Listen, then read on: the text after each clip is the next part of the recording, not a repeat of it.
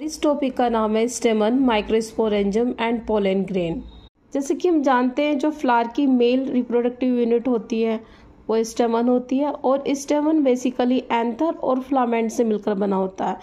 जो ऊपर की साइड ये स्ट्रक्चर है ये एंथर है, और नीचे वाला ये वाला जो पार्ट है लॉन्ग एक स्टाक लाइक स्ट्रक्चर है, इसको फिलामेंट बोलते हैं। ये फिलामेंट पेटल से, फ्लावर के पेटल से या थैलेमस से जुड़ा होता है। एंजियोस्पर्मिक स्टेमन में दो लोब होती है, जैसे कि एक लोब ये है और दूसरी लोब ये है, इसकी वजह से इसको बाइलोब्ड बोलते हैं। Each lobe having two theca. अब हर लोब के अंदर दो थीका होती है, जैसे कि एक लोब ये है और दूसरी लोब ये है, इन दोनों के बीच में दो दो थीका होती हैं, और दो थीका होने की वजह से इसको डाइथीकस बोलते हैं। With the help of transfer section of anther, उससे पता चलता है कि यहाँ पर 4 चैम्बर्स हैं, 1 2 3 4, और ये जो चैम्बर्स हैं इनको माइक्रोस्पोरेंजिया कहते हैं। 4 होने की वजह से इसको टेट्रास्पोरेंजिएट बोलते हैं।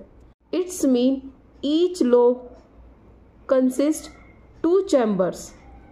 यहाँ पर एक यंग एंथर का ट्रांसफर सेक्शन है, और डायग्राम से शो हो रहा है कि जो एंथर है, एंथर के अंदर 4 माइक्रोस्पोरेंजिया हैं। It's mean each lobe consist 2 microsporangia. यहाँ पर एक सिंगल माइक्रोस्पोरेंजियम की स्ट्रक्चर है, जिससे शो हो रहा है कि जो आउटर मोस्ट लेयर है वो एपिडर्मिस है। एपिडर्मिस से आगे एंडोथीसियम होती है, और एंडोथीसियम से आगे मिडिल लेयर है। मिडिल से आगे 4th नंबर पर टैपिटम होती है। सेंटर में जो ये टिश्यू है ये स्पोरोजिनस टिश्यू होता है। इसको माइक्रोस्पोर मदर सेल भी कहते हैं, बिकॉज यहाँ से माइक्रोस्पोर्स का फॉर्मेशन होता है।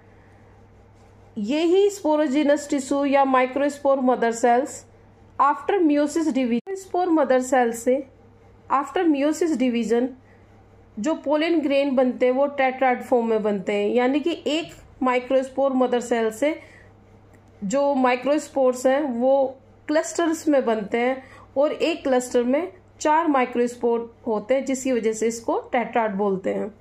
Formation of microspore from microspore mother cell through meiosis division is called microsporogenesis. Microspore, जिसको पोलन ग्रेन भी कहते हैं, is the first unit of male gametophyte. जब एंथर मैच्योर हो जाता है तो उसमें डिहाइड्रेशन होता है। डिहाइड्रेशन के बाद में ये एंथर ब्रिक हो जाएगा, और ब्रिक होने से जो माइक्रोस्पोर्स बने हैं वो बाहर आ जाएंगे।